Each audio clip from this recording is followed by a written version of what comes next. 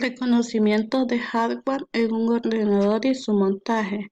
Alumna Wendy Cortés, carrera licenciatura en informática educativa. Para saber realizar un montaje de una PC de la mejor manera, lo primero que tenemos que saber es identificar cada una de sus partes. Vamos a empezar hablando sobre la historia de la computadora. La primera computadora moderna apareció en otoño de 1968 como un prototipo presentado por Douglas. Tenía por primera vez un ratón o puntero y una interfaz gráfica de usuario, cambiando para siempre el modo en el que los usuarios y los sistemas computarizados interactuarían en adelante. Los componentes internos de una PC. Estos son los que componen el hardware de nuestro equipo y serán los encargados de manejar la información que nosotros introducimos o que descargamos desde Internet. Serán los que nos harán posible almacenar datos, jugar o mostrar una pantalla de los trabajos realizados. Entre esos son la fuente, el cooler, el procesador, la placa madre, la tarjeta de gráficos, la tarjeta de audios, la memoria RAM, el disco duro, los puertos USB, la unidad óptica y el gabinete. La memoria secundaria. Estos son los dispositivos que almacenan mayor cantidad de información de manera permanente. Entre ellos están el pendrive, que hay de diferentes capacidades, que son desde 2 hasta 32 GB. La tarjeta de memoria, que igual hay de distintas capacidades entre 2 y 32 GB. Estas son las que se usan en los celulares y en las cámaras de fotos, etc.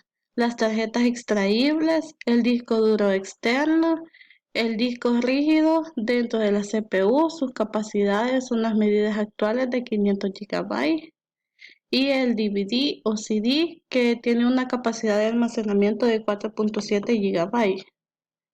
Los periféricos de entrada y salida son los que se utiliza el ordenador tanto para mandar como para recibir información. Su función es almacenar o guardar de forma permanente o virtual todo aquello que hagamos con el ordenador para que pueda ser utilizado por los usuarios u otros sistemas. Entre ellos están el módem, el router, la pantalla táctil, las impresoras multifunción y los cascos de realidad virtual. Los puertos y conectores externos del computador.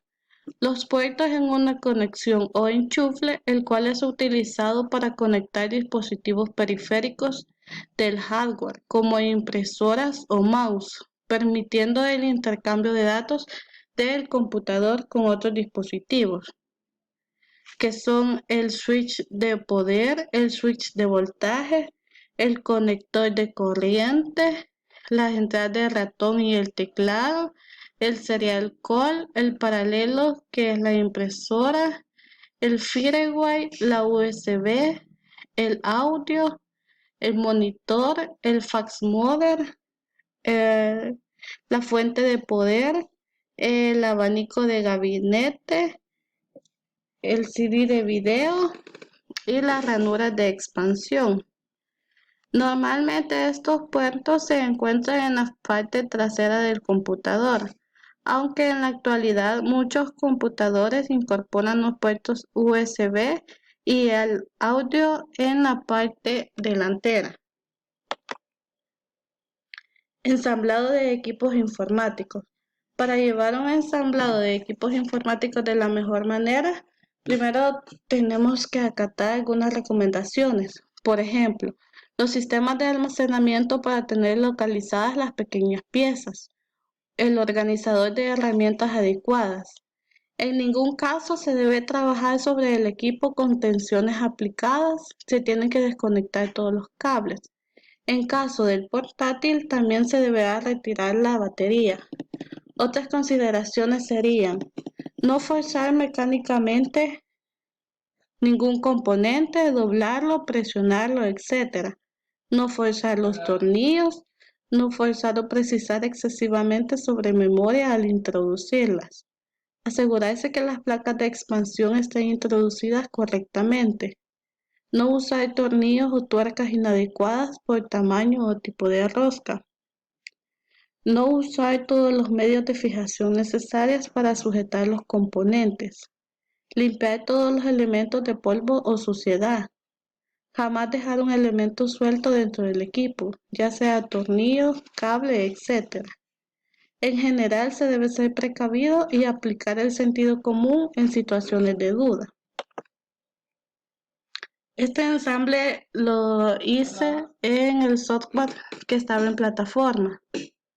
La primera parte es la fuente de poder o Power Supply. Este es un dispositivo primordial para el funcionamiento de los ordenadores. Su función es el suministro de la electricidad necesaria para que pueda funcionar el equipo. La segunda es la tarjeta madre. En la tarjeta madre, el circuito impreso es el que da el soporte de las demás partes de la computadora, con una serie de circuitos integrados.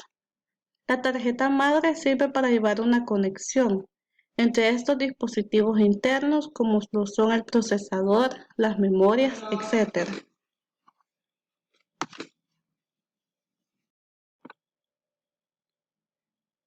La siguiente sería la tarjeta de adaptadores. Esta ayuda a la funcionalidad de una PC al agregar controladores para los dispositivos específicos o a reemplazar los puertos que no funcionan correctamente.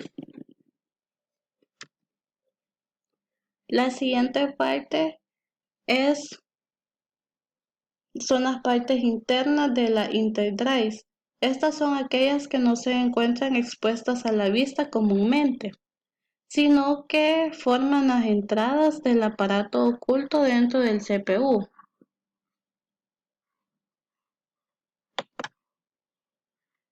La siguiente son las unidades en bahías externas. Es un área de tamaño estándar que sirve para agregar el hardware a una computadora. Luego siguen los cables internos. Estos son los que conectan dos o más dispositivos, como pueden ser los discos duros o las unidades lectoras. Y por último están los conectores externos. Estos se utilizan para conectar diversos dispositivos de periféricos y dispositivos a una PC. Y esa es la última parte para que nuestra computadora nos quede armada en el simulador. Luego pasamos al software para armar una computadora de forma virtual. En este caso sería una laptop. Empezamos con la primera parte. La primera parte para armar una laptop en el simulador es la capa inferior. En la capa inferior de la computadora portátil se trabajará con los siguientes componentes, que son la batería, la memoria RAM y la unidad de disco duro.